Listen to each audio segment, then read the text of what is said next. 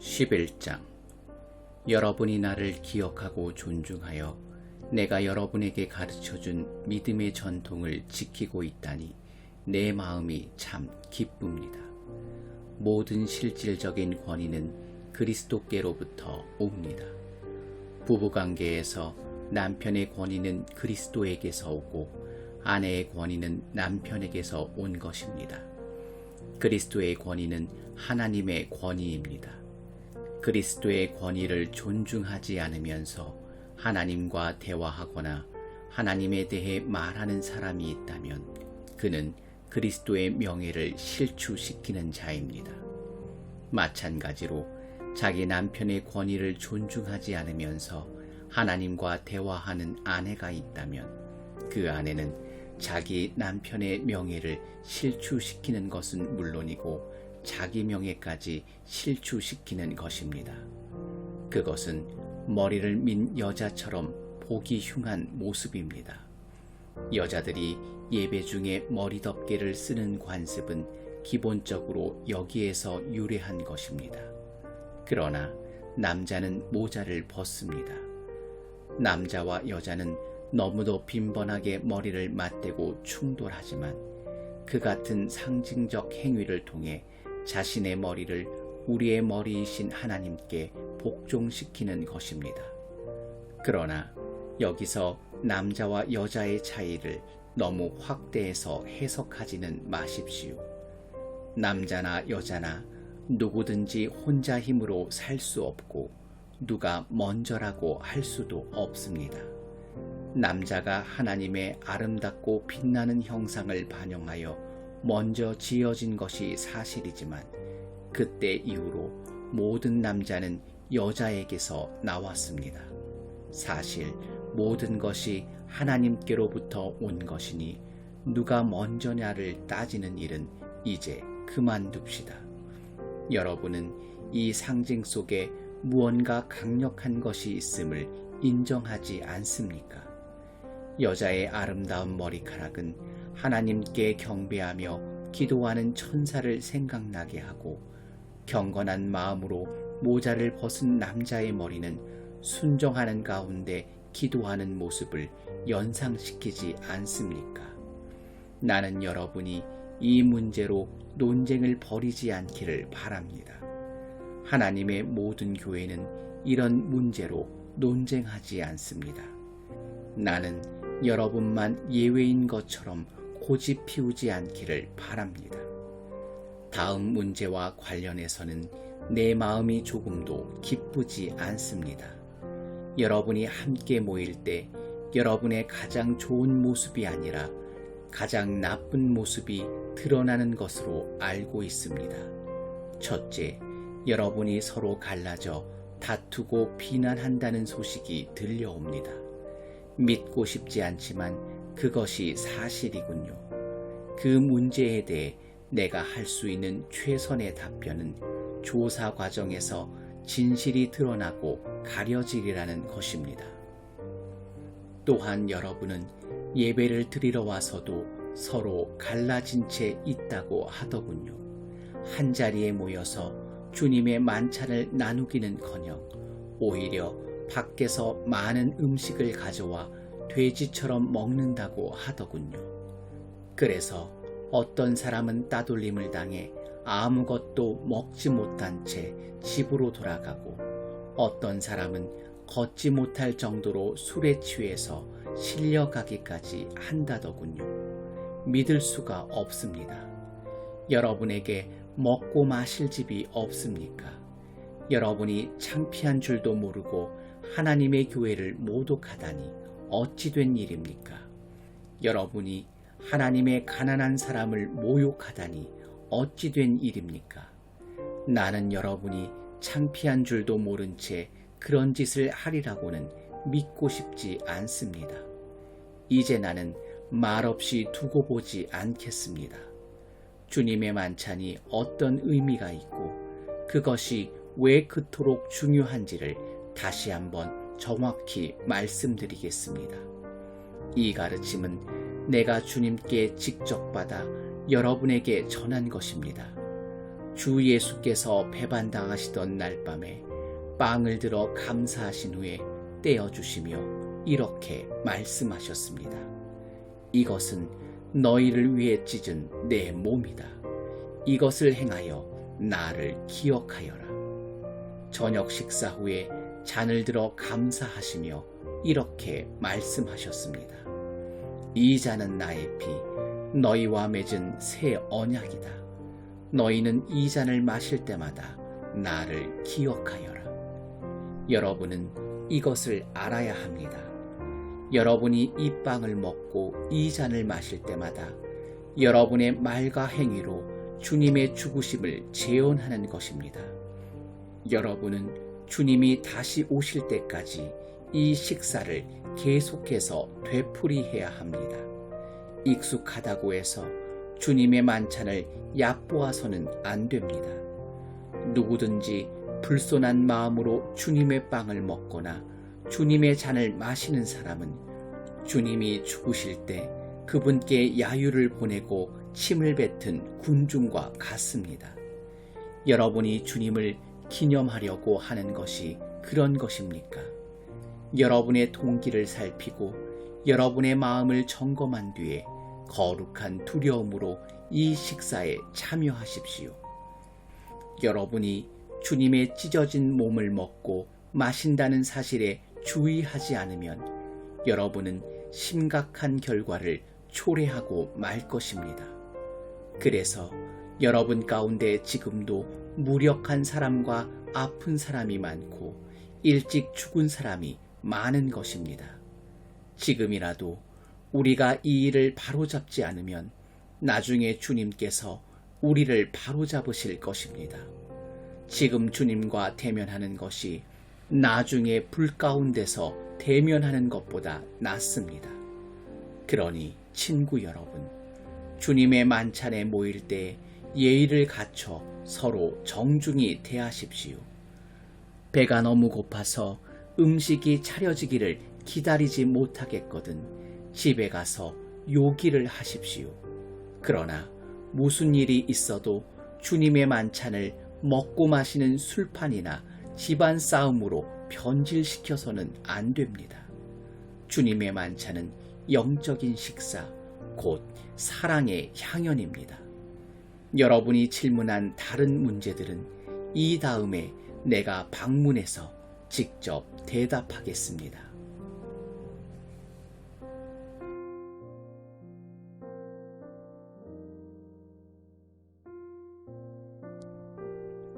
(12장) 이제 나는 하나님의 영이 우리 삶 속에서 활동하시는 다양한 방식에 대해 이야기하려고 합니다. 이것은 복잡하고 종종 오해를 받기도 하는 문제지만 나는 여러분이 반드시 제대로 알아두기를 바랍니다. 하나님은 알지 못하던 때에 여러분이 어떠했는지 기억하십니까? 그때 여러분은 가짜 신에게서 또 다른 가짜 신에게로 끌려다녔습니다. 자신이 무엇을 하는지도 모른 채 다른 사람이 하는 대로 그저 따랐을 뿐입니다. 이제부터 내가 말씀드리는 삶은 다릅니다. 하나님께서는 우리가 우리의 지성을 사용해서 할 수 있는 한 제대로 이해하려고 애쓰시기를 바라십니다.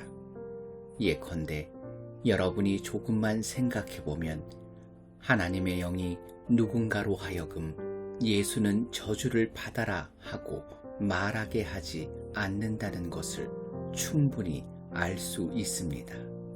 또한 성령이 주시는 통찰력 없이는 아무도 예수는 주님이시다 하고 말할 수 없습니다. 하나님의 다양한 선물은 어디서나 받을 수 있지만 그 선물은 모두 하나님의 영에서 비롯됩니다. 하나님이 맡겨주신 다양한 사역도 어디서나 수행할 수 있지만 그 사역 역시 하나님의 영에서 비롯됩니다. 하나님의 다양한 능력도 어디서나 펼쳐지지만 그 모든 배후에 계신 분은 하나님이십니다. 누구나 할 일을 얻어 하나님이 어떤 분이신지 알릴 수 있습니다. 누구나 그 일에 참여할 수 있고 누구나 유익을 얻을 수 있습니다. 성령께서는 온갖 선물을 온갖 부류의 사람들에게 나눠주십니다. 그 다양성이 놀랍습니다. 지혜로운 권면, 명료한 이해력, 단순한 신뢰, 병자를 고치는 능력, 기적, 선포, 영을 분별하는 능력, 방언 통역. 이 모든 선물의 근원은 같습니다. 한 분이신 하나님의 영이 하나씩 나눠주시는 것들입니다. 누가 언제 무엇을 받게 될지는 그분께서 정하십니다. 다른 데서 더 찾을 것도 없이 여러분 자신의 몸을 보면 이런 성령의 선물들이 어떻게 역사하는지 쉽게 알 수 있을 것입니다. 여러분의 몸은 여러 지체, 팔과 다리, 여러 기관, 수많은 세포로 이루어져 있습니다. 일일이 열거할 수 없을 만큼 많은 지체가 있지만 여러분의 몸은 여전히 하나입니다. 그리스도께서도 그러하십니다. 한 분이신 그분의 영으로 말미암아 우리 모두는 불완전하고 조각난 우리의 삶에 작별을 고했습니다. 저마다 독립적으로 자기 삶을 책임지던 우리가 이제는 그리스도께서 모든 일의 최종 결정권을 쥐고 계신 크고 온전한 삶에 참여하게 되었습니다. 이것은 우리가 세례받을 때 말과 행위로 선언한 내용입니다. 이제 우리 각 사람은 부활하신 그분의 지체가 되어 하나의 같은 셈, 그분의 영을 마시고 새 힘을 얻어 살아갑니다. 전에 우리가 신원을 확인하기 위해 사용하던 낡은 꼬리표들, 유대인이나 그리스 사람, 종이나 자유인 같은 꼬리표들이 더 이상 쓸모없게 되었습니다. 우리에게는 보다 크고 보다 포괄적인 것이 필요합니다. 이 모든 것이 여러분을 하찮은 존재가 아니라 얼마나 중요한 존재로 만드는지 생각해 보시기 바랍니다. 한 지체가 부풀어 올라 거대한 덩어리가 된다고 해서 몸이 되는 것은 아닙니다. 다르면서도 비슷한 지체들이 가지런히 정돈되어 함께 기능하는 것이 몸입니다. 발이 나는 반지로 치장한 손처럼 아름답지 못하니 이 몸에 속하지 않은 것 같아 하고 말한다면 그것이 말이 되겠습니까? 귀가 나는 맑고 그윽한 눈처럼 아름답지 않으니 머리에 한 자리를 차지할 자격이 없어 하고 말한다면 여러분은 그것을 몸에서 떼어내버리시겠습니까? 온몸이 다 눈이라면 어떻게 듣겠습니까? 온몸이 다 귀라면 어떻게 냄새를 맡겠습니까? 그러나 하나님께서 그분이 원하시는 곳에 각각의 지체를 세심하게 두셨다는 것을 우리는 압니다. 그러니 여러분이 아무리 중요한 인물이라고 해도 여러분은 스스로 잘난 체 해서는 안 됩니다. 나는 여러분이 그 이유도 생각해 보았으면 합니다. 여러분이 그처럼 중요한 것은 여러분이 몸의 한 지체이기 때문입니다. 눈만 엄청나게 크거나 손만 거인처럼 크다면 그것은 몸이 아니라 괴물일 것입니다. 우리 몸은 여러 지체로 이루어진 한 몸입니다.